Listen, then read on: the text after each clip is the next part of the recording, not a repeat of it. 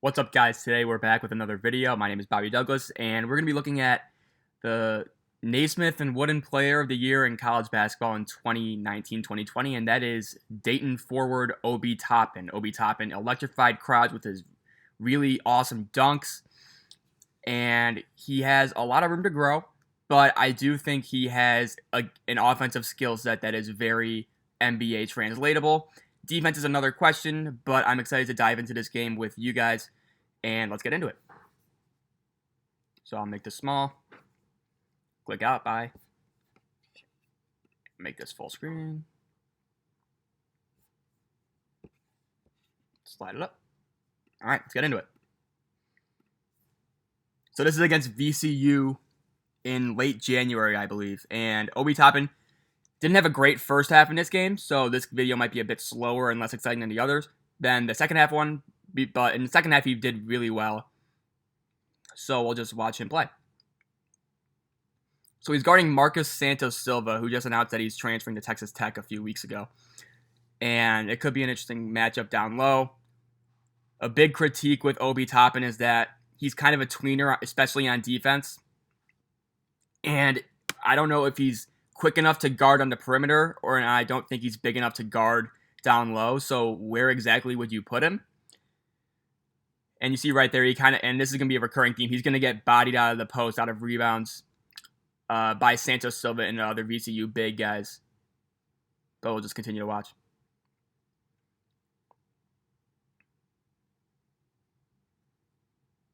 As it comes to offense, I do think he's a pretty good passer for his size. I think he'll be lethal in pick and roll, pick and pop situations because he is a 39% three-point shooter. And he's also a fairly good distributor out of roll situations. So I do like him as an offensive player in that context. He's a really good rim runner, probably one of the best in the country. And again, he's a tremendous vertical athlete. Several just insane dunks. He did a between the legs dunk in one game.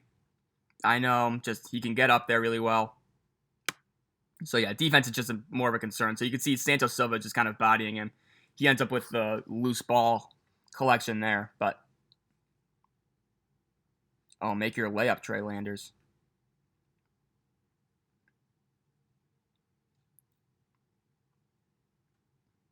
So yeah, he's guarding down low. He played 5 for Dayton. I see him more of a 4 in the NBA, but you could play him at small ball 5, I do think. I just don't know how he's going to guard opposing centers on the block.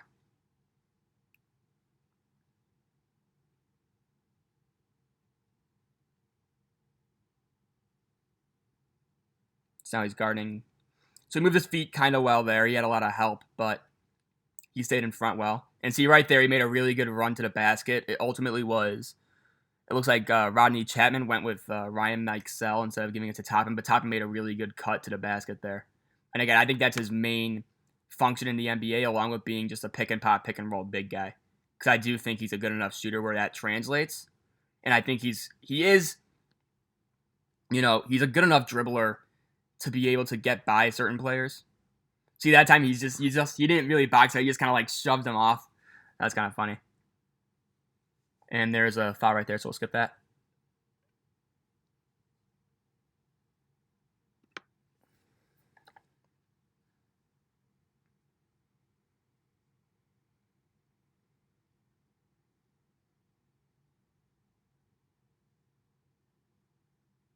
So again, he's down low. Now just a weird play, but in terms of where I have Obi Toppin on my big board, I would say right now I think I have him 11th. So just outside the top 10. And see, that's a good quick release. It was a bit off. It looked like he kind of gator armed that. He kind of shot it forward instead of releasing up. But, he's a quick shooter again. And you'll see a lot of bump and run screens with Toppin, especially in this game, where he doesn't even set a screen necessarily. It's more of just a fake, not even a fake screen, just a screen set up and then he'll just pop out or roll.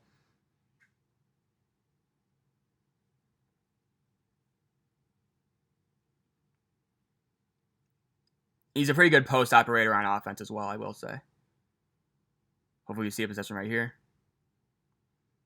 Saw the double team coming out well. Nice pass to Jalen Crutcher, who knocks down the open 3. He's a pretty aware passer. Again, a lot of Dayton's offense this year was probably one of the most beautiful offenses in the country just to sit and watch because the ball moved so effortlessly. And Toppin was definitely a key part of that.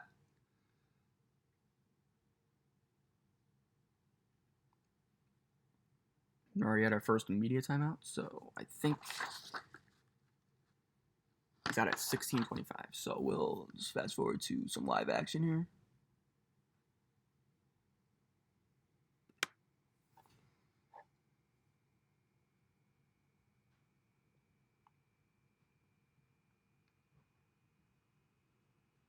So Toppin again operating in the post.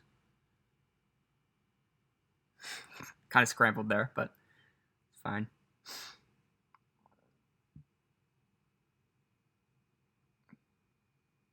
So he heads and recovered well there. And managed to get the rebound. Again, good vertical athlete. If he has the slightest position, he can out-jump most people his size. So that's a very big advantage to have, especially for somebody who's not the strongest, especially on the lower body.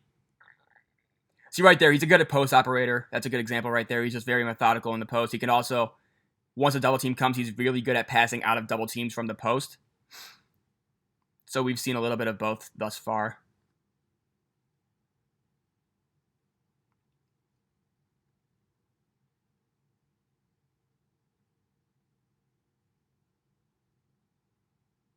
Again, that time he didn't really have to box out anybody, but he just was able to tap it to himself and get the rebound. And again, you saw it right there. He was open on that pass. But see right there, so he was actually in a better position to get that rebound, but he kind of just got shoved closer to the baseline, and now he just kind of jogs back. But again, that's the main issue. I just don't understand how he can guard fives or low post operators in the NBA. And I think he'll get pushed off his spot a lot more easily in the NBA.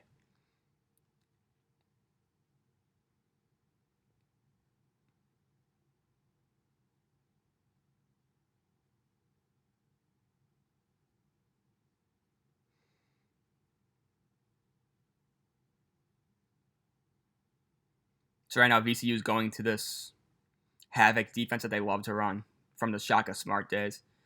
VCU still runs it. Texas doesn't, which was where Shaka Smart coaches now, which is fascinating. Again, there's another little bump and run screen. And he's really good at posting up out of rolling. So if he doesn't get it, he'll often be switched onto a smaller defender, and he can post him up. So he got fouled there, it looks like. Again, he's a pretty smooth shooter. I think, he doesn't have necessarily a lot of polish to his game in terms of a post fadeaway, which you saw there. But again, that looked pretty picturesque for a guy his size right there.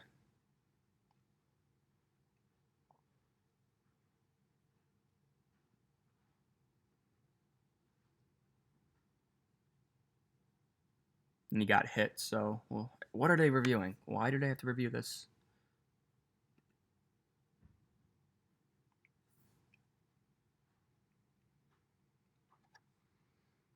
Here we go. He was a 70.2% free throw shooter, I believe. Yeah. So, okay, not bad. You see his percentages there. He finished the season shooting 64% from the field, which is just ridiculous. Especially for a guy who takes a lot of threes. Like, that's really, really good.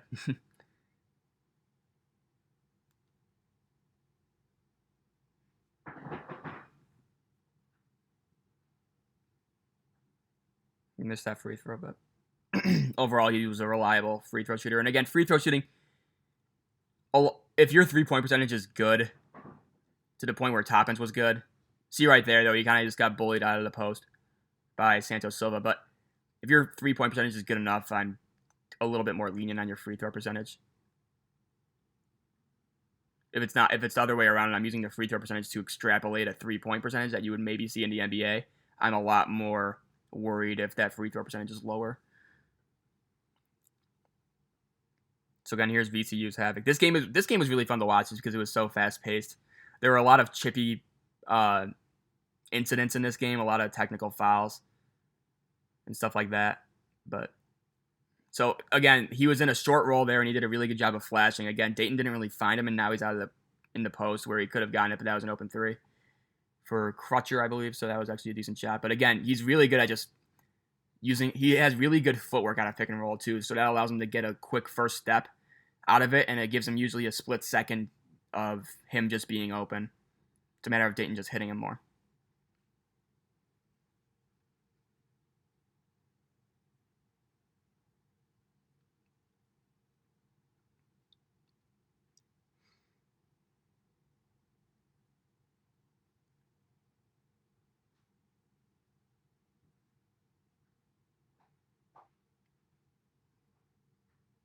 So see, that time you would have maybe liked him to help baseline there, and he kind of just stood flat-footed.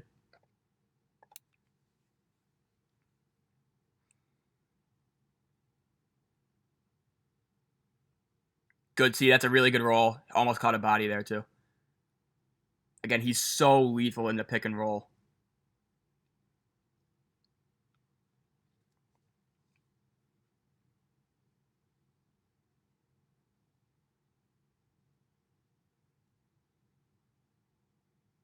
You call an and one there too. Let's see. So that's 16:25. So he comes out. So I'm gonna fast forward it a great deal. Actually, a lot of things happen in these 11 minutes, but not important to our purposes here. So I'll fast forward to 27:54 where he comes back in. He played 34 minutes in this game as well, and I think he finished with 24 and 9. But again, he had a pretty slow first half for his standards. Second half, he really came alive. That's when he just got out jumped, and he didn't really offer much of a resistance there. And see right there, he was almost willingly sealed out of that play. It led to an easy layup for VCU. And I believe it's just a technical foul right here. Again, that's what I said. So 8-17 will, and these are just technical free throws and all this stuff. So we'll just fast forward to this.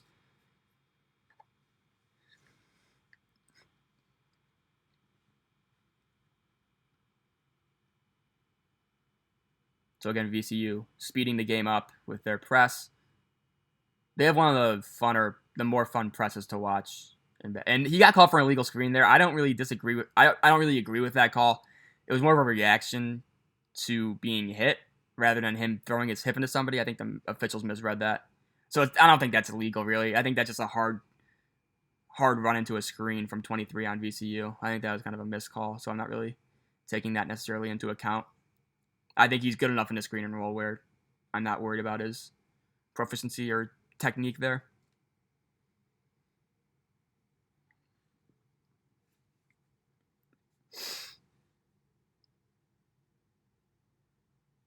So again, and here he comes. He'll set a screen. And again, it's not even like a screen. It's more of a phantom screen, and it just gives him enough space. And again, right there is another screen as well. Dayton loves to run this continuity ball screen action, especially with Toppin as the screener. See, that's a really good pass right there. Good awareness. See, not many big guys, 6'9", can just touch and rip, you know. That was very impressive.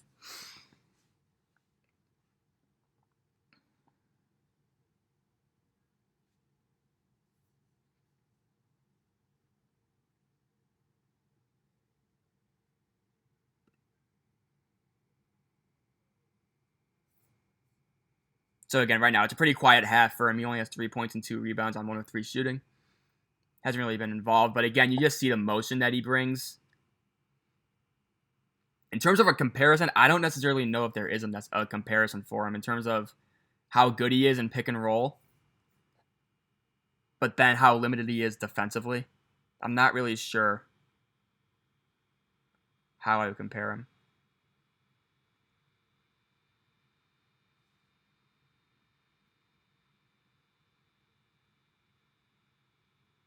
And Obi's a guy, too, where his draft projection is all over the place. I've seen him as high as 1 in some mocks. I've seen him as low as 11 or 12 in others.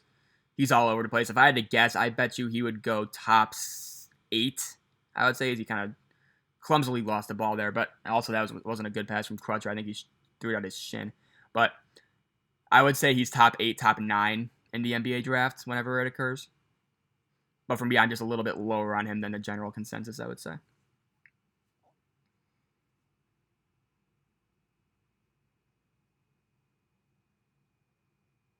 He totally missed on the box out there.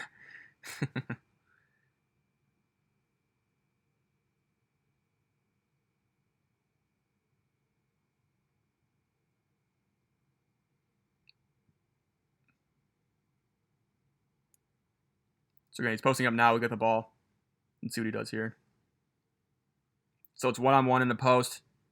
Easy money. Again, a really good post operator. If you send a double, he's going to kick it out for an open three. He's really smart and really cognizant out of the post-ups opportunities too. Even though he might not get a ton of those in the NBA, but then you saw right there, he wasn't in the greatest position to get that rebound. Again, he's almost slow to react on defense. Offensively, I'm a lot less worried about him. I think he'll be a fine offensive player. Defensively is where it will make his career in terms of whether he's like a decent starter or if he's just, a Jabari Parker type who has no problem getting 20 points a game but just cannot defend a chair. So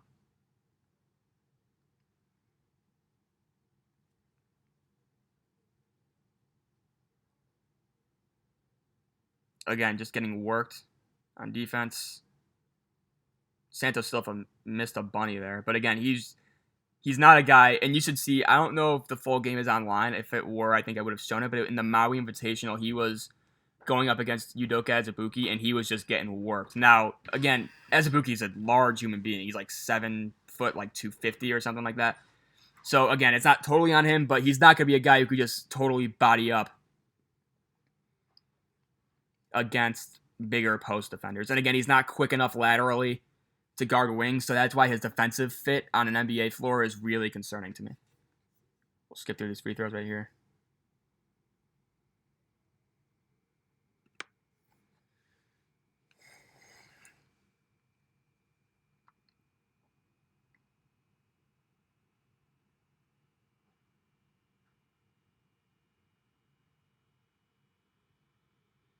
So again, he's post defense, and this is hopefully we get to see him on a switch.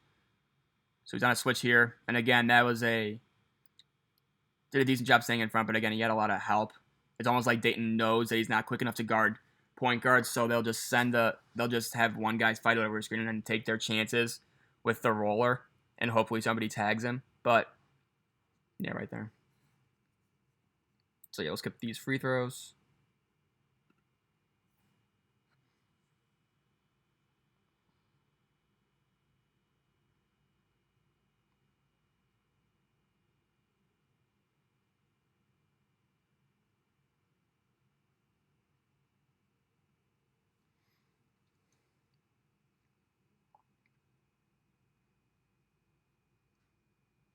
So again, here he comes. Not even a screen set. Didn't make any contact. That's just the Dayton offense and a little dribble handoff right there. And see, that's just a lethal play. And he's going to be so good at that in the NBA. Again, Dayton's offense really helped him shine as well. Anthony Grant's, I think this was one of the most fluid offenses in the country. It reminded me of last year's Gonzaga team with Brandon Clark, Zach Norvell, Josh Perkins, and those guys. In terms of just how fluid, continuous motion there was. And he got called for one of those stupid hanging on the rim violations.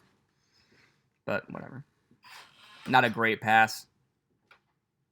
He'll usually finish those. I'm not worried about necessarily that.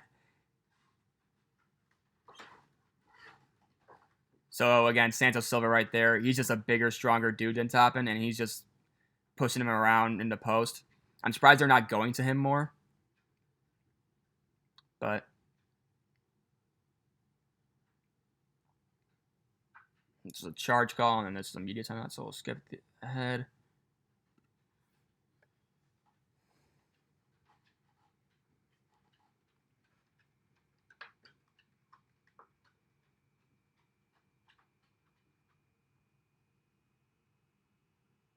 So now he's switching, and now he's back. Yep. So a little bit of a hedge there, and then he dropped back into recovery. Not a bad sequence from him defensively there. Lost his man on the box out. Got lucky to get that rebound back, but he just looks slow to react and slow to move on defense. Let's see how he works here. So he's back into the post. Again, decent dribbles and perfect. Right there, he sees the double team coming. Passes it to Jalen Crutcher. Opens up a lane. Easy layup.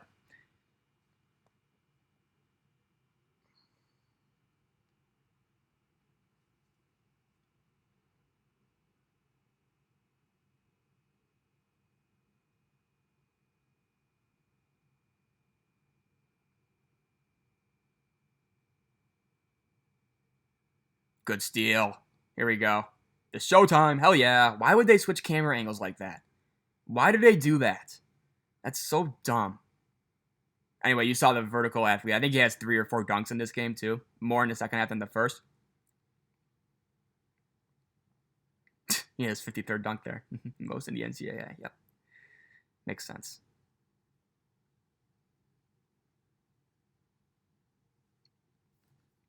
And one there. I'll see a... Hang on, let's rewind this a little bit so we can see the dunk.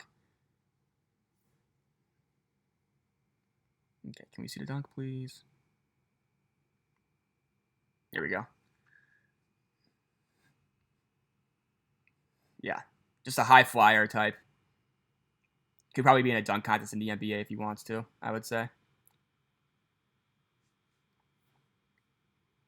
We'll just watch this free throw. From Isaac Van.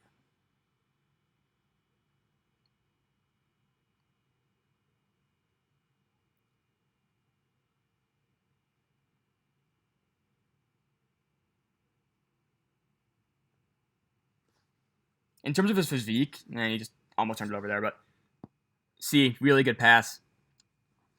Again, that was almost equivalent to a short roll situation. It looked like it was a 3-on-2 more than a 4-on-3, but he still made the right read. He found the right gap. But in terms of his physique, as I was saying, you look at how long his legs are and how high his hips are.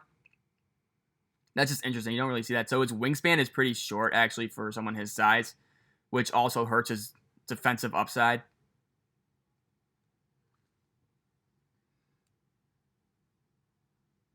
And he kind of plays hunched over a little bit.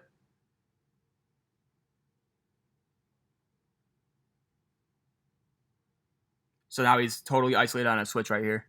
And 33 didn't take advantage of it, but so we didn't get to see much of his on-ball perimeter defense there. But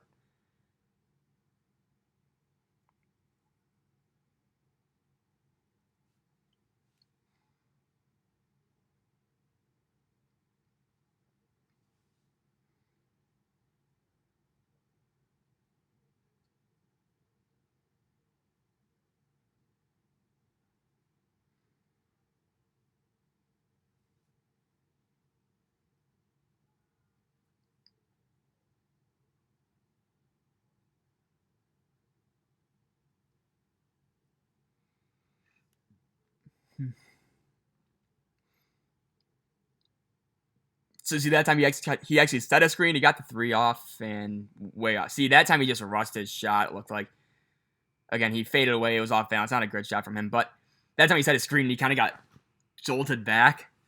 So I think he really needs to work on his strength at the next level if he's going to be able to set those screens and take contact. Because right now I don't think he's the best finisher or just player through contact as you would like him to be.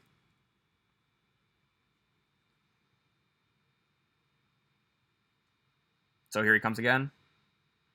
Not even a... And right there, open pick and pop. He could have taken that shot if he wanted to. Instead, he's going to go to his bread and butter in the post. Easy money.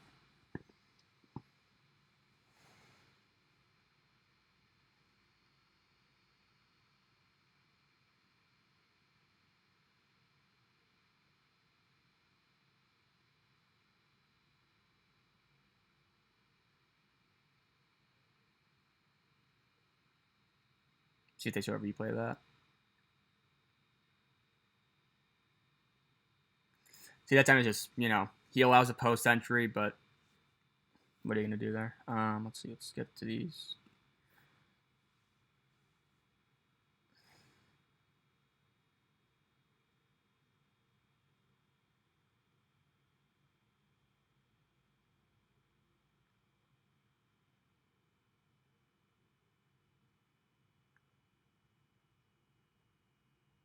So interesting. He set a down screen for number 2. I think that's E.B. Watson. He set a down screen, and he set a little flare screen, but he didn't make contact on either of them, really. Something you'd like to see him improve. I get it in the pick and roll. You don't want to really... I could see a time and a place where you're not making contact with the defender. Just try to get yourself open. But on off-ball screening, I'd like to see him make more contact, I would say.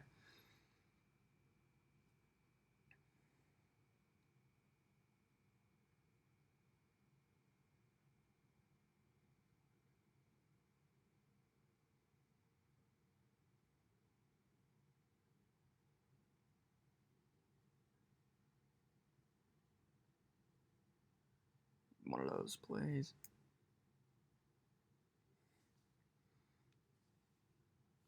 Got a timeout here, so we'll skip this.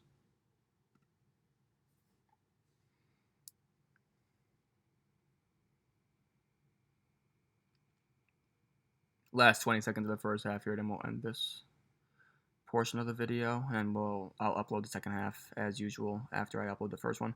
Sorry if these uploads are too long in between. I'm trying to work out. I'm new to this stuff, so I'm trying to like work out this whole YouTube thing. But yeah, it's just taken me very long time to upload. It's been canceled a few times. Processing doesn't go through sometimes.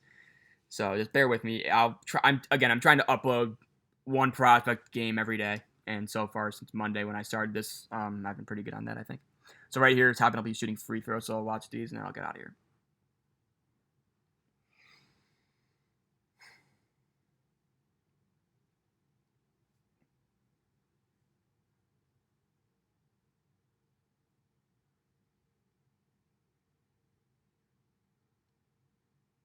So he makes that. It's almost like he just floats the ball up there. It's like he's not even making contact with the ball when he's shooting. It's a very weird delivery. It's quick, it's fast, it's perfect for the NBA. But he just kind of floats it up.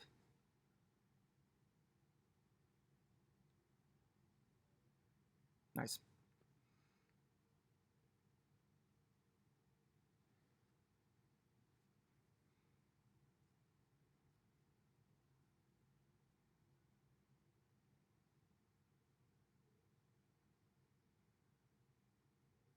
Dayton's getting fired up. I gotta go see a game at Dayton. I was gonna go this year. I was gonna go to the George Washington game, which was and there's nothing happened there. But no, I was gonna go to the George Washington game, fell through. But yeah, that'll wrap it up, and then I'll come back with the second half video right after I upload this one. Thank you guys for watching again. You know, Obi Toppin, I do like him as an offensive player. Defensively, I don't know how strong of a fit he is for any NBA team, but you know, he's definitely an intriguing prospect. Again, player of the year in college basketball this past season.